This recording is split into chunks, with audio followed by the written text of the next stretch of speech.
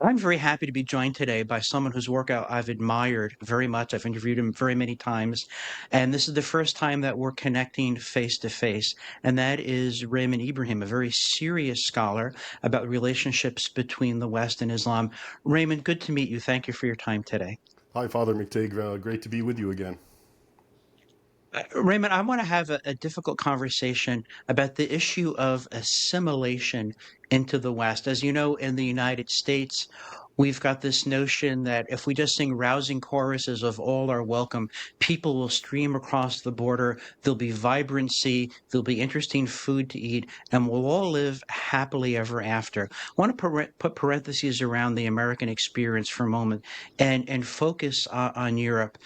Europe has shall we say, a rather contested history with Islam, going back to Charles Martel, the Battle of Tours, the issue of the Reconquista in Spain.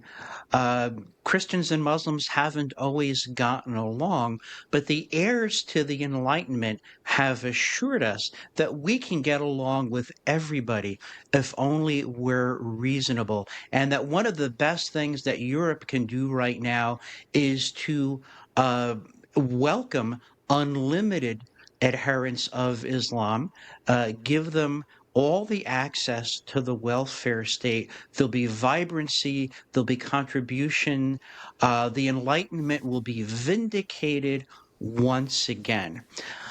I'm a student of history of human nature. You are as well. What are you seeing in response to that proposition that Islam can fit in cozy into a post Christian West? Well, the whole concept of assimilation is, you mentioned the heirs of the Enlightenment and so forth who cling to this. I think it's inherently built upon a materialistic principle or premise.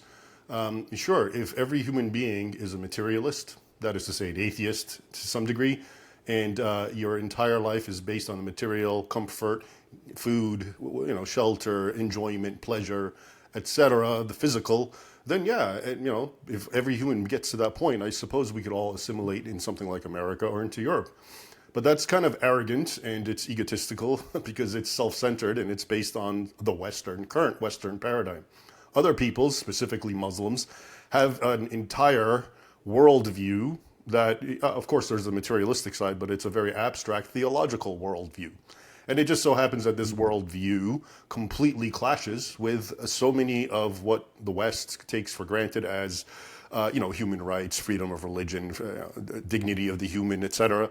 And you mentioned history, of course, and that itself is one long manifestation of what I'm discussing, which goes back to the Islamic doctrines and teachings in the Quran, in the Hadith, etc. We can talk about that at some point, but yeah, the history, and I'll bring in a recent anecdote I've been studying that not many people know, but the EU, because you mentioned Europe, of course, the EU, the European Union, is spending something like over 10 million euros on a project that's called the European Quran. And when you look into this project, it's all about trying to convince Europeans that Islam and the Quran have always belonged on the continent. Okay, and it's just amazing. The chicanery they involve in. Go ahead. You want to say Wow. something? Well, no, I think back to when they were forming the European Union and the preamble to the Constitution, and they were talking about sources of European identity. There was a deliberate choice not to mention Christianity, which is like trying to talk about the history of China without mentioning the emperor. So apparently, there's a gag order on the Christian sources of Europe, but somehow Islam has always been here. Is that Yeah, what I'm you're hearing from you? absolutely right. So, in as much as the Christian heritage of Europe and the West in general is constantly sidelined and pushed out of the way, even though it, of course, fundamentally belongs there, they're trying to introduce essentially the historic enemy, number one, of Christendom, as being one of the major contributors to the European identity. And it's mind-boggling for those of us who know a little bit of history, of course. But it's not intended for us. It's intended for the dumbed down, generations and newer peoples to just buy into it and believe it. And they even make clear on their website, the European Quran, they even say, after getting into how they're challenging European identity by bringing this up. They say that this is also being done for present reasons. So basically, in as much as diversity is creating all the conflict that we see in Europe on a daily basis, they're trying to say, no, it's actually been there from the start, and it's you crazy Europeans who are just, for some reason, not appreciating Islam the way apparently their predecessors did. But their predecessors, all they did was they were crusaders and fought Islam. So, But let me state something obvious. If the truth is on your side, then you don't have to lie. And I know enough about history to know that whole European Quran project really, it really is a lie. There's no question about that. The other lie is that, well, sure, maybe, just maybe, there are some Muslims who misbehave every now and again in Europe, but those aren't the real Muslims. Those are the Muslim extremists. Those are the Islamists. And Raymond, you and I have talked about something there so many times before. The idea that an Orthodox, Quran believing Muslim is moderate, is agreeable, is peaceful, has nice things to say about Jesus and the people of the book, and it's all a just misunderstanding. Could you give a quick review as to why that's just a flat out lie? well, as all good lies are, they're based on a little truth. And the truth here is Right. that, yes, you do need a distinction, okay, between, you can't, it's, even I won't paint all Muslims with one brush. The problem is the words we use. The dichotomy of moderate versus radical is a false dichotomy. The correct dichotomy is observant in place of radical, and lackadaisical, indifferent, cultural Muslim. Okay, that's the moderate. So in the current language, the moderate is somehow supposed to be the true representative of Islam, and he tends to be an okay guy, right? And the radical, that's the problematic ISIS kind of guy, but he's the fringe, he's the weirdo, he's the extremist. No, the radical, or what we call the radical, is the guy who's literally following his religion, which is radical inherently. The Islam is. Hmm. It's a Hmm. radical religion, Right. what it teaches. Violence and Right. intolerance for the non-Muslim, death and slavery and concubinage, etc.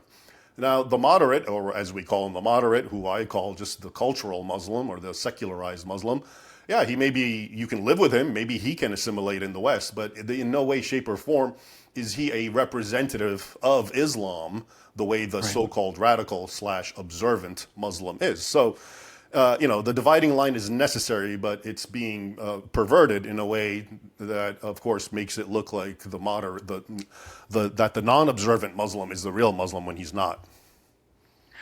I want to talk a little bit more about if truth is on your side, that you don't have to lie.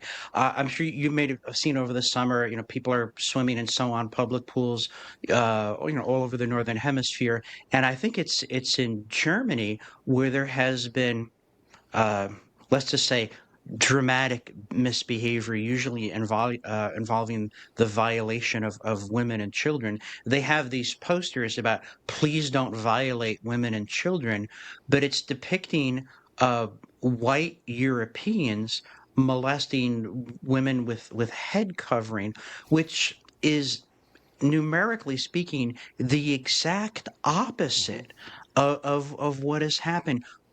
What's going on here? How do we explain this? And before I get into that, it's even worse because I know exactly the pictures you're talking about. Some of the pictures have white European women sexually harassing dark men in the pool. So it's not just Oh, a white man attacking a dark hijabbed woman. It's so completely topsy turvy. What's happening now is, I mean, it's very obvious to those who have eyes to see with and ears to hear with when you hear these reports and see this sort of thing, which is that the powers that be, the European Union or however you want to characterize them, are just doubling down, and it's become now, they've been called out, they've been exposed, everyone sees the gaslighting, and instead of trying to they're not even trying to damage control it, they're actually aggressively pushing it and I suppose they're ultimately again banking on the fact that most people have just become oblivious and desensitized, and they can get away with the propaganda that they're issuing via these pictures, for example. But then there's people like us who are just kind of seeing more and more of the same thing, and the message is no longer resonating. It's become, when you talk about a place like the UK, it's, from what I understand, it's just almost surreal, where the people who are being arrested are the native Brits because they tweeted or said something that is mildly offensive to a Muslim or migrants. Whereas the migrants are raping and killing and robbing and destroying and burning, and they barely get their hands slapped. So obviously, and this, which really brings up another point, which is in as much as people in Europe and in the West in general, their eyes open up to what's happening, I think it becomes very clear that the issue is becoming less and less Islam and more the powers that be who govern you, who are nominally on your side, who are nominally of your people and of your heritage, okay?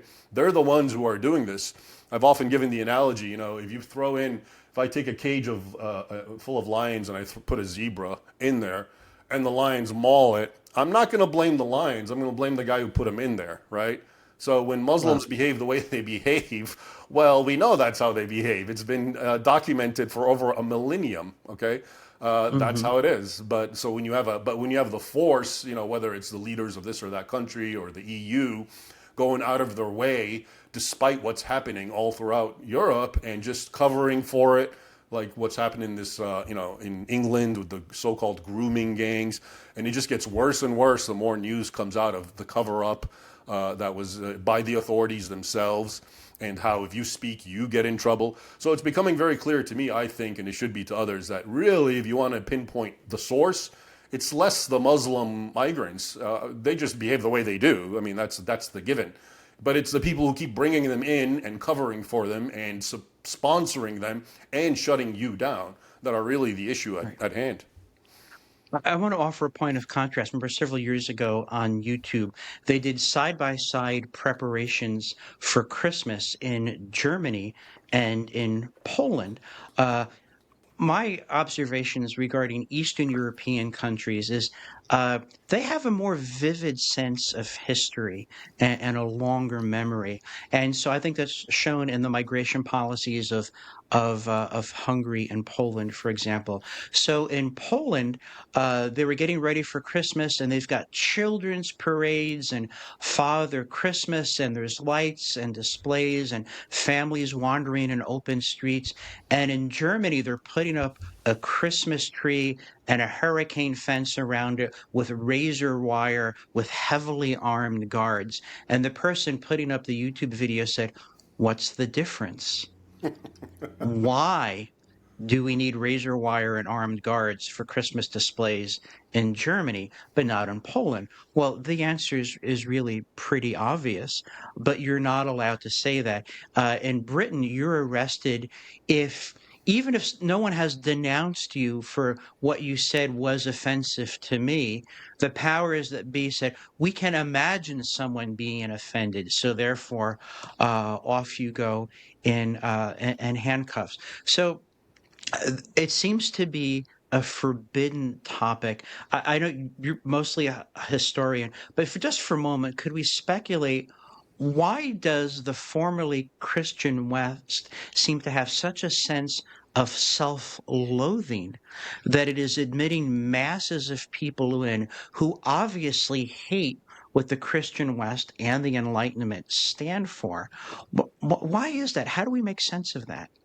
You touch on a very important question that I've actually been pondering for a long time and increasingly as of late. And I think the best way to frame it is as follows. If you look around the world at various civilizations and cultures, all of them actually, they all engage in what we can call ancestor worship or veneration. They respect their ancestors. And it doesn't matter if objectively they were good or bad or progressive or backwards.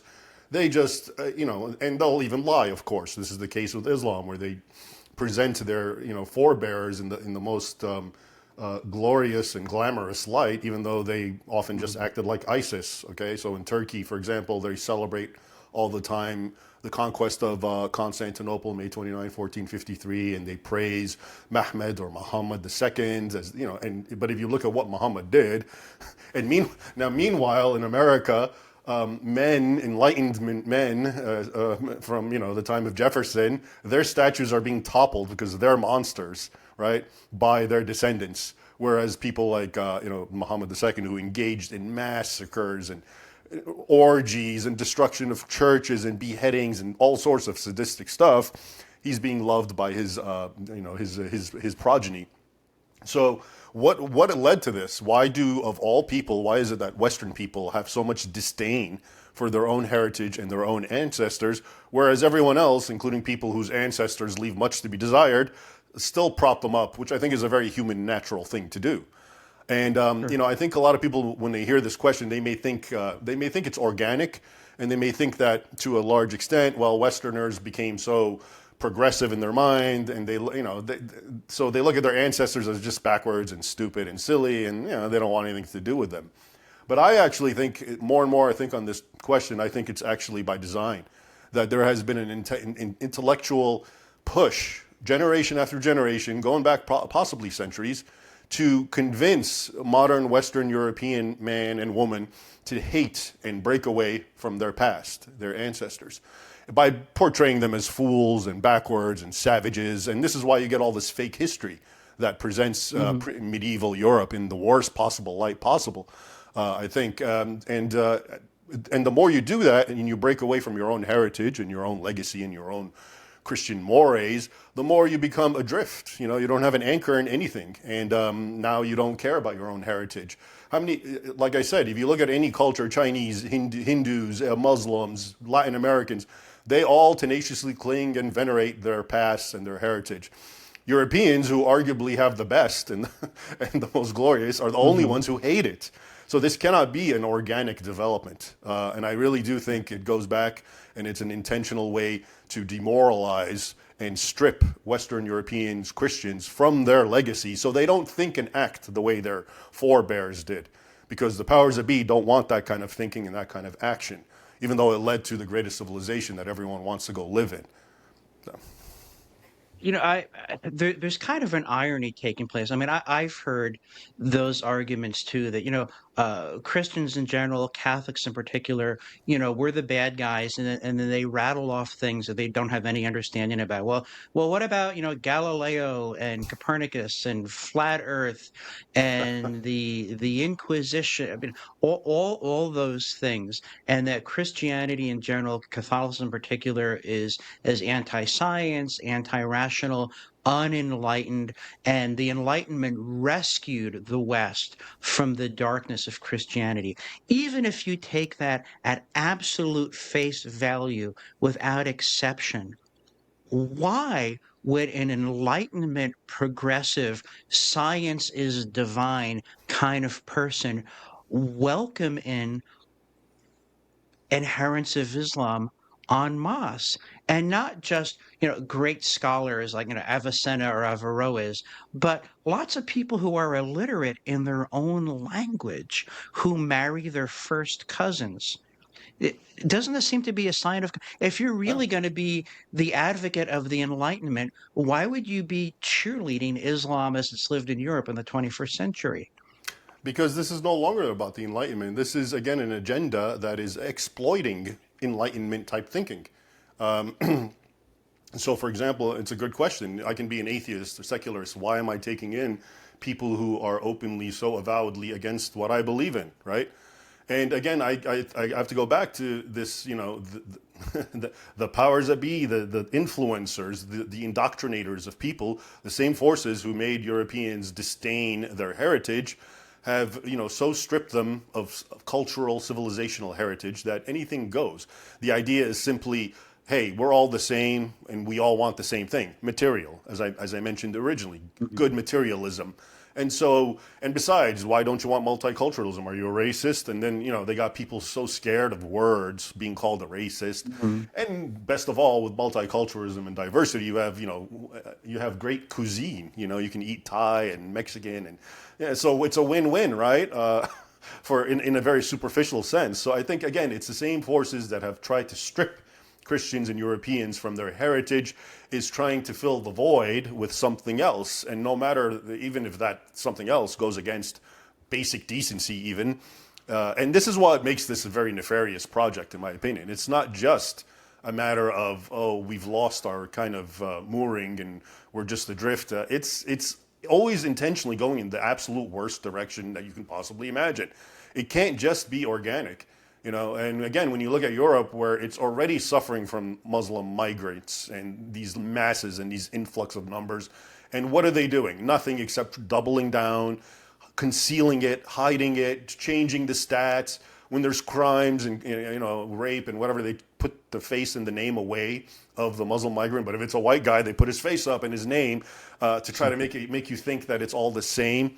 You know, and one last point relevant to what you've been saying, but the countries that you mentioned that don't have this problem, Hungary and Poland, and you can say a lot, and you mentioned a lot of the Eastern nations. And it's, of course, one is because they have a longer memory and a more recent experience with Islam under the guise of the Ottomans specifically. Hmm. Places like Hungary were under Ottoman occupation for about 150 years until something like 17 or 1800. So that's not too long ago. They have good experience. Someone, Viktor Orban, for example, he said at one point, he said exactly what I just said, which is we have long experience with Muslims, and maybe that's why we don't want them around. Hmm. But it's also, I think, in going back to this breakaway, much of this breakaway of Western man, arguably you can say starts with the Protestant Reformation, because you broke away from the Catholic Church, and in that sense, once you've done that, you've basically nullified 15 centuries of Christian history from Europe. And so for many Protestants, they don't have that continuity that goes back, because that's the Catholic Church and that's the bad guy. We want nothing to do with that. So their own history has become truncated, very short. And it doesn't have much problems with Islam, right? Once Protestantism comes in, now Islam is waning, the Ottomans, and it's still mostly in the East. So, Britain's not necessarily fighting, or Germany fighting against the Ottomans, certainly not by 1800. So it really starts kind of fading away. And even right now, when you see what's happening with the migrant crisis, the people who are rising up and fighting back, it seems to be Catholics. So in Ireland, they're getting very vocal, beyond Sure. vocal. In Spain, it seems like there's a civil war brewing by Christian nationalists, as they call them, because of what Muslims are doing there. So I think there's also a cultural memory kind of captured within whether you're Orthodox and Catholic because you're closer to Islam, and you've kind of experienced it, or whether you're Protestant and you've sort of been away, you don't have much dealing historically with Muslims, not in a negative way, really. And I think that too is kind of manifesting itself today. And this is why Germany, when they do Christmas, they have to have armed guards, whereas Poland and Hungary don't. Let's shift a little bit from speculation to historical facts. I'm going to make a bold statement that would probably get me arrested in the UK, and you're a historian, you correct me. Islam is, whatever its spiritual, religious claims, factually, observably, empirically, is an ideology of conquest, and that Islam doesn't rest wherever it goes until it is master. That's my bold statement. You're the historian. Correct me if I'm wrong, please. No, you're right. This is doctrinally proven. If you look at the core scriptures of Islam, the Quran specifically, and the Sunnah, which is derived from the Hadith, the words and sayings and deeds of Muhammad. If you look at the tafsir, which is the exegeses of said scriptures, especially the Quran, and if you look at the long history of Islam vis-a-vis the world, in my book, Sword and Scimitar, 14 Centuries of War Between Islam and the West, I document Islam's history with the West, which was all Christian, including the Middle East. And if you look at all those three sources, that's Islam. That's its doctrine, stated doctrines, that's its theology, that's the life of its prophet, and that's how it conducted itself historically. And all of those emphatically agree with what you say, that this is a creed and a doctrine inherently built on conquest and power. And we see that culturally, for example, I know there have been towns in UK where churches have been instructed not to ring the bells because that might offend. the adherents of the religion of peace, but they're also setting up their towers and their microphones for their calls to prayer and so on. I know that there are Christians in the UK who have been arrested outside of abortion clinics on the suspicion of praying interiorly, on the suspicion. And yet, when it's time for prayer in certain neighborhoods in London, traffic is blocked off, and that's okay. And the king of England, who's supposed to be, among other things, the head of the Church of England, seems to have an enthusiasm for Islam that I don't quite understand. So just to reiterate, it seems to me empirical rather than uh, bigoted to say that Islam is oriented towards a cultural and a physical conquest of whatever land people happen to find themselves in relatively large numbers. And I think the canary in the coal mine is the UK because it's smaller. I think Germany, it's happening writ large. And maybe a place like Sweden is starting to wake up to the threat that they're under. What are your thoughts on this? Yeah, and as you were discussing what you were saying, especially with the King of England, who's supposed to be the head of the church and so forth, brings to my mind a very important point, which is sort of how, again, this shows you how diabolical these things are, but how the gospel has been perverted and weaponized to help what we're discussing, to help the bad side, to help Islam do what Islam is doing, and to actually suppress Christianity itself. And what I mean by that is, they've taken, it seems to me today, Western Christianity begins and ends with concepts of tolerance, turning the other cheek, and in short, being a doormat. Those are the most sponsored and supported, forms of Christianity, I think, today. And it's and it's, even non-Christians will support and prop that message up, okay? And I think there's a reason for that. Because if I'm an enemy of Christianity, I would want nothing more than for Christians to think that their duty in life is to be my doormat and to never object to anything I say or do because they can't judge, or be Mhm. confrontational or any of these sorts of things. So I think, I don't know, and I always mention this, but I saw in a Super Bowl commercial, I think a couple of years ago, it was so flagrant. It was just a commercial. All it showed was images of people washing other people's feet, okay? And then at the end, it just various pictures. And then at the end, it just said something like, Jesus didn't preach hate, he washed feet. And of course, there was such a political message in the commercial because everyone on their hands and knees were sort of traditional white men and women. And the people getting their feet washed were a woman in a hijab and a Muslim and an illegal alien who crossed the border Mhm. and a homosexual, or as they call them, drag people. They're getting their feet washed. So the message is very clear. If you want to be a good Christian, you shut up. And if anything, you just kind of help and serve us, make us feel good about ourselves. And I think that has gotten so far and has permeated the minds of so many self-identified Christians in the West that they don't realize it's intentional, and it's been done intentionally to gear them to become, if anything, subservient to all of the evil that we're seeing spread. And so the idea, I write about crusaders and men like that. Those guys are anathema to the current spirit of the Right, age, and including many right. Christians. They're taught to hate that. You don't fight. But then again, it seems people forget Jesus engaged in violence. He whipped people. He threw tables around. The Old Testament is full of violence. God promotes war. So I think the idea is Christians have been disarmed many ways intentionally by Right. sort of, and that's what a heresy is, of course. You just take one aspect and prop it up and forget about the rest. There's no balance. And they've been convinced that to be a good Christian is to just be a doormat. And topping it all off, I think so many Christians have become by nature sort of cowardly. And so it's even easier to do this. In other words, they make a virtue of a vice, and the vice is cowardice. They don't want to be confrontational. They don't want to appear judgmental. They don't want to get in anyone's face and call out their evil. And then they pat themselves on the back and say, I'm just being a good Christian. I don't think that's the case. They're just, like I said, they're exploiting Christ's words, and all of it is being done to help this madness spread. I want to add to something you said. I agree with you. Christians have been disarmed and Christ has been uncrowned. And that's not good for anyone because Christ, the eternal word of the Father, is the Savior. He is the King of the universe. One last topic. I could talk to you all day.